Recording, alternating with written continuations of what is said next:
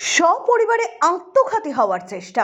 উত্তর চব্বিশ পরগনার বসিরহাট মহকুমার স্বরূপনগর থানার সুগুনা গ্রাম পঞ্চায়েতের কাজদহ গ্রামের ঘটনা। বছর 42-এর উত্তম দাস, বছর 35-এর কণিকা দাস স্বামী স্ত্রী। এদের দুই সন্তান, বছর 10-এর হৃদয় দাস এবং বছর 7-এর অঞ্জনা দাস।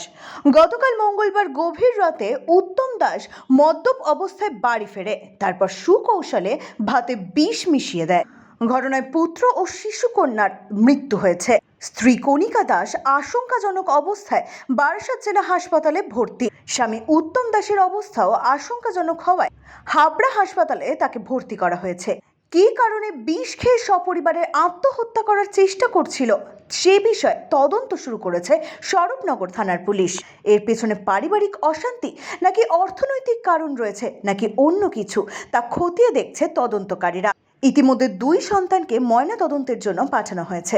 প্রসঙ্গত, দুদিন আগেই ফরিমননগরের তেঁতুলিয়া খালপাড়ে ঘরের দরজা তালা দিয়ে দুই সন্তান মা আত্মঘাতী হয়েছেন। ফের স্বরূপনগরে এই ঘটনায় রীতিমতো চাঞ্চল্য ছড়িয়েছে সীমান্ত এলাকায়।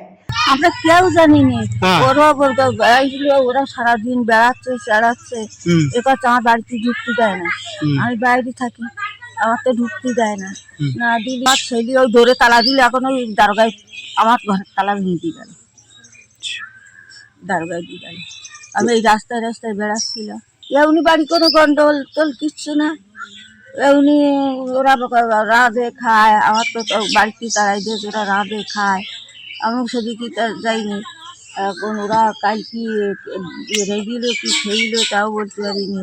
ওরা সকাল সকাল শুয়ে পড়ে, কালকে ওরা সকাল সকাল শুয়ে পড়িল, তারপরে কেটে কী করে ওই সব হয়েছে আমি বলতে পারি কিছু জানি না। ভালো তো ওরাই জানে, আমি কিছু জানি না।